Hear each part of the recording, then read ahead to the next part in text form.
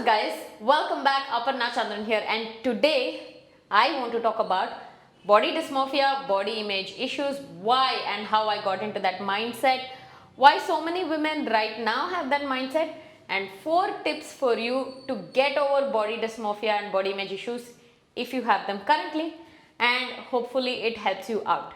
But at the same time, before that, I'm also going to be making lunch because it's almost lunchtime and girls gotta eat. So let's do this. Before we start, I'm gonna quickly just pop in some quinoa, boil some eggs, put some eggs to boil, and then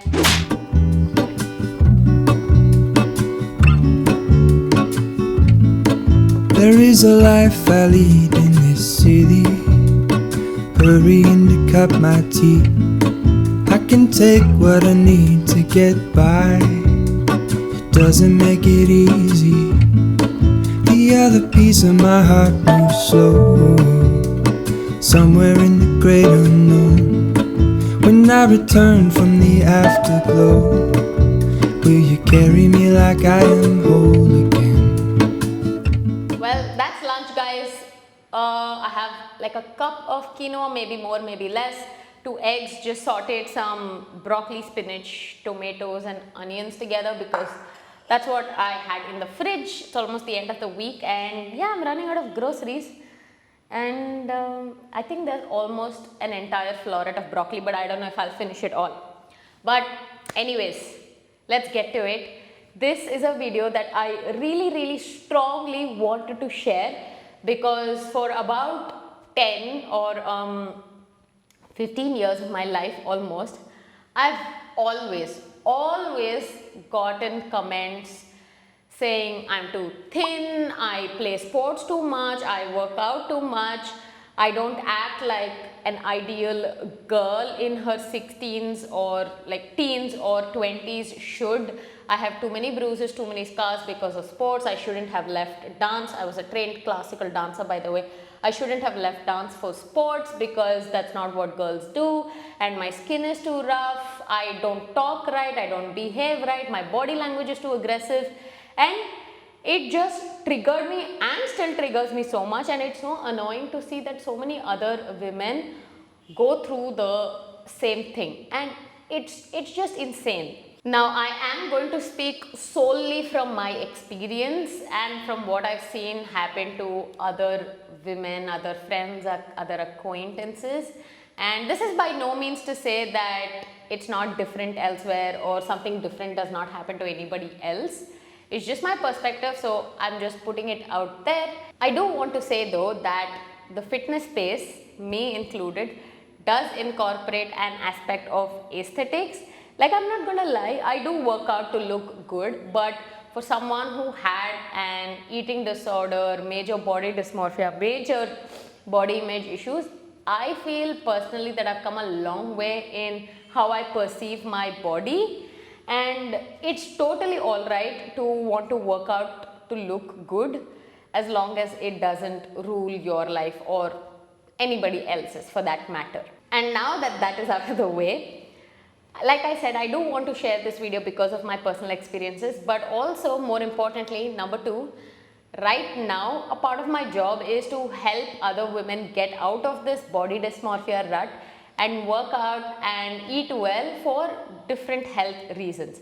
And I'm sure I don't have to tell you that the effect of social media, digital media, celebrities, all of this, like, it has a huge impact on how people, I'm not even going to say women, how people perceive themselves, and this is one of the major causes of body dysmorphia or body image and why disorders, eating disorders develop. And in fact, there is research about it as well. I've not dived deep into it, but I'm sure, like, if you Google it, there will be papers which talk about the effect of digital and social media on body dysmorphia. And for me personally though, it wasn't social media. I don't think it was social media at all because I honestly didn't even have an Instagram account till I was in my 3rd year almost of undergrad. I would say about 2016, late 2016 or even 2017. But I think what triggered me was that I was very active as a kid. I used to play outside, I used to play basketball, I was a trained classical dancer for 10 years, and I was just always out for the summer holidays, never at home. And because of that, I was always lean. But due to academics, let's say due to life changes, because of school, when that temporarily changed and my body changed along with it, I could not accept that. And I did everything it took for me to go back to what I was. If it meant working out excessively, if it meant not eating at all, like I did anything and everything to go back to what I was, and that's when it all started. Like that's where my body dysmorphia started, that's where I started comparing myself, and then the eating disorder started. And it's just a domino effect because it keeps continuing because there's nobody else to tell you otherwise. And in hindsight, when I think about it, it was not only that triggered all of this thinking, it was also the comments that I got. And when I was extremely skinny in college, I'm going to pop up a photo here. Whoa. Yes, I know what you're thinking. You're probably like, oh, you know what, I don't even recognize this girl. Who is she? Well, yes, I was extremely thin and was very unhealthy, and I'm glad I'm not like that anymore. I've healed. But during that time, I know everybody was probably telling me for my own well-being and because they cared, but it got to a point where every social occasion, every gathering, any place I went to, the topic of conversation was how thin I was, whether I had any health issue, why I work out, why I ate like the way I did, and which doctor I need to consult, what health problem I might have. And they started diagnosing me, they started comparing me, there were comments, they ridiculed me for various reasons, and there was just constant probing all the freaking time that it was just like I couldn't take it, because at one point I remember I actually broke down crying, and I told my mom that I literally told her that, you know what, I'm human too. It's not right that everybody talks about me like this. I get triggered, and especially when my mom or my grandmom does it, it's even worse.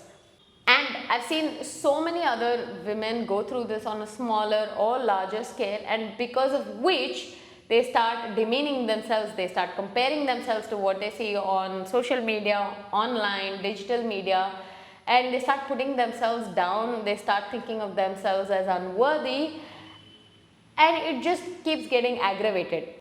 But not only that, I in fact also came across research, studies, papers online which showed that body dysmorphia did not come only from social media or digital media, but also came from, at least where I live, these papers were based on where I live in India, also came from globalization, societal and cultural pressure, societal and cultural values, because there was this image of the ideal body type and ideal femininity. And I can't lie, I've gotten these comments as well, where I've been told that I don't act like how an ideal girl in her 20s should. I don't walk the same, talk the same, my behavior is too aggressive, I have too many scars and bruises because of sports on my skin is not soft, and like look at other girls, they are the way they are, and so on and so forth. That it is just so frustrating when you hear something like that, because that also means that they think or they make you feel that you don't fit into society or you don't fit into cultural norms, just because that was what was defined maybe years ago, whatever it is.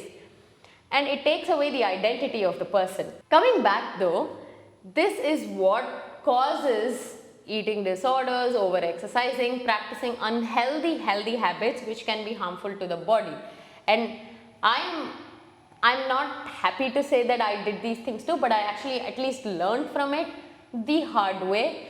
Because guys, under eating, over exercising, it can have so many harmful effects. Like literally, if you don't eat enough food, your immunity reduces, which means that you will fall sick more often. Your bone density reduces, which means you can get more injuries. You lose your period, there's metabolic damage, which means you're not losing weight but losing muscle, which can slow down the metabolism and is not good for your body, and so many other things. And again, it's like a domino effect.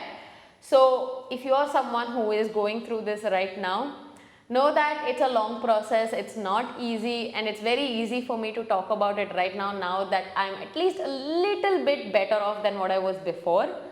But again, it took me a lot of time. I got here in the end, and that's why I am going to share with you what helped me, so that hopefully it helps you out in whatever way possible. And I have 4 tips to help you get out of body dysmorphia, and the 4th one is the most important.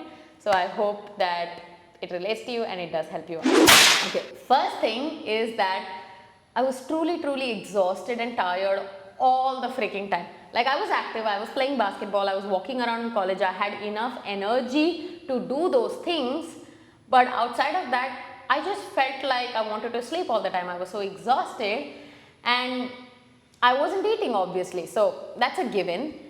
And it came to a point where I was like, you know what, I can't continue living like this, because one thing for me that was a deal breaker was I wanted to play basketball properly. And if I did not have energy, I could not do that properly.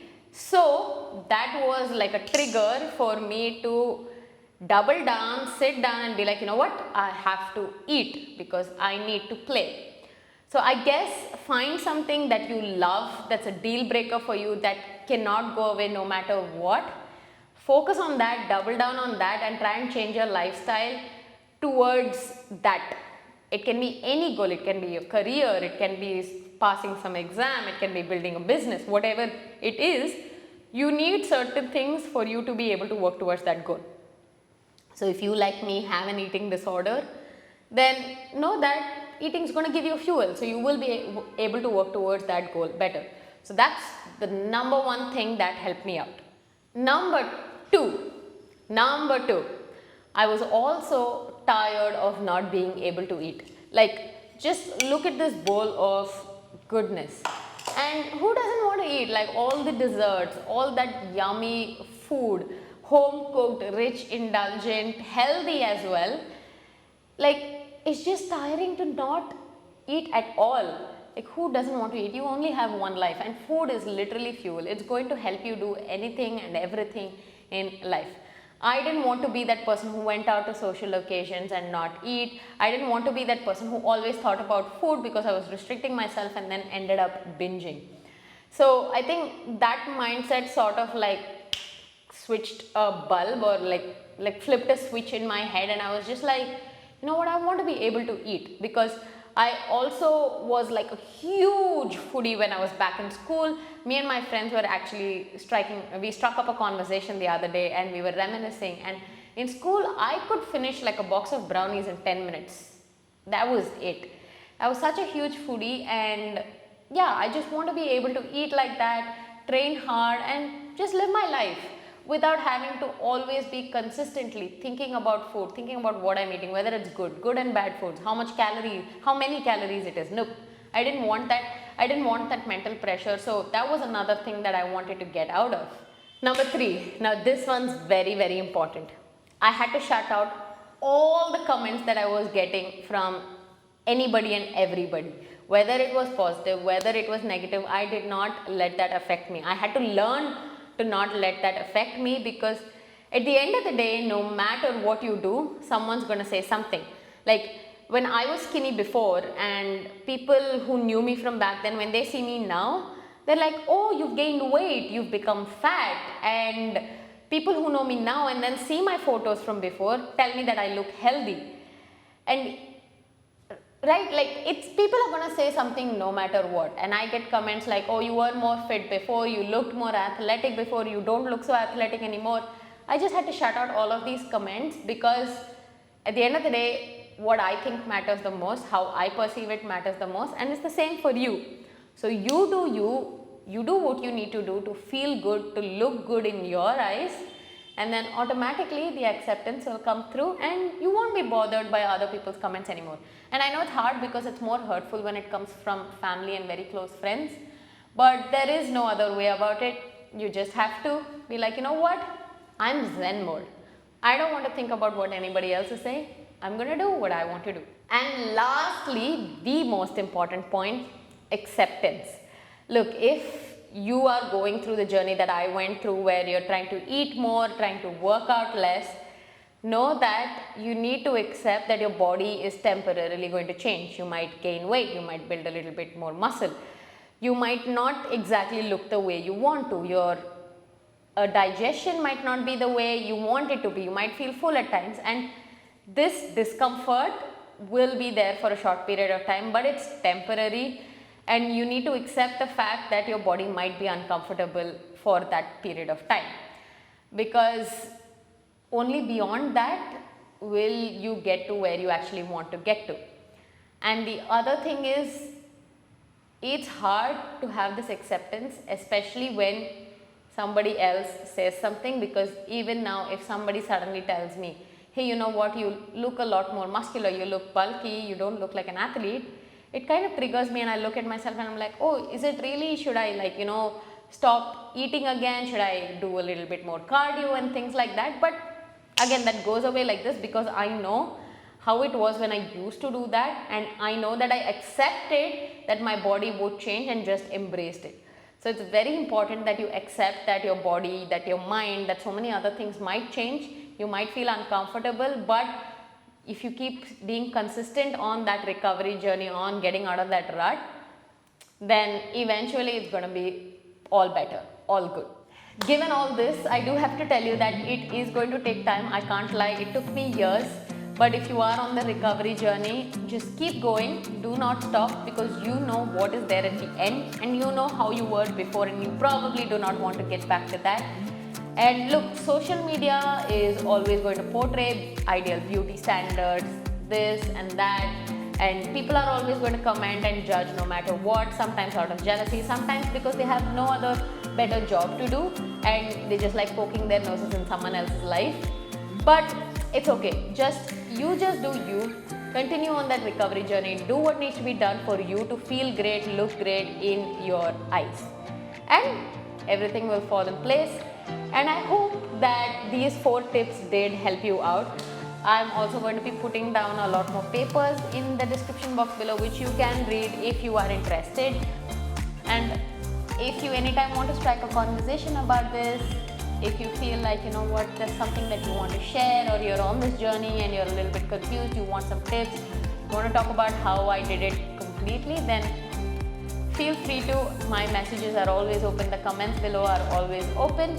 And I hope that you did like this video. If you did, please do hit that thumbs up, hit that little bell at the bottom, because it does help support my channel. And you can also get notified when new videos come out, because every single week on Friday I will be putting out new videos. And yeah, that's it. I guess that's all I have to say, and I will see you guys next time. Thank you for watching this video. Bye.